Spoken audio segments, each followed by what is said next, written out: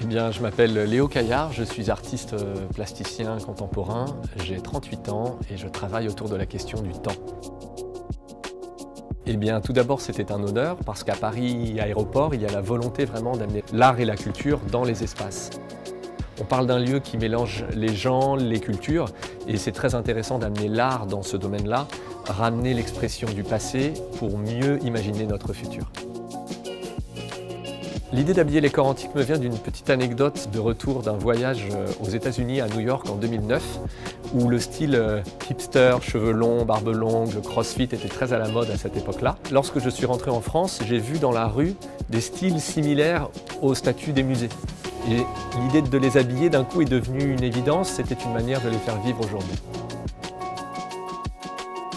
Cette envie de voyager dans le temps, c'est un peu un rêve d'enfance. J'adorais l'archéologie, ce genre de choses. Des fois, je me mettais les mains sur les yeux et j'imaginais si j'avais la chance de rouvrir les yeux et de voir quelques secondes d'une autre époque, le futur ou l'ancien. Finalement, voyager dans le temps dans l'art, c'est une manière pour moi de réaliser ce rêve.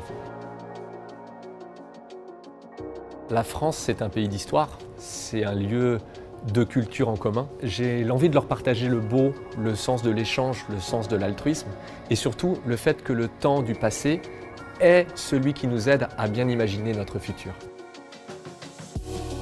Mon prochain voyage sera vers l'Italie car c'est là que je récupère les marbres les plus beaux, les plus rares. Du côté de Pietrasanta, il y a des ateliers exceptionnels de sculpture. Être un artiste et sculpter la pierre, c'est aussi chercher son matériau et il n'y a rien de mieux que d'aller sur place, chercher la bonne pierre et puis faire une œuvre unique.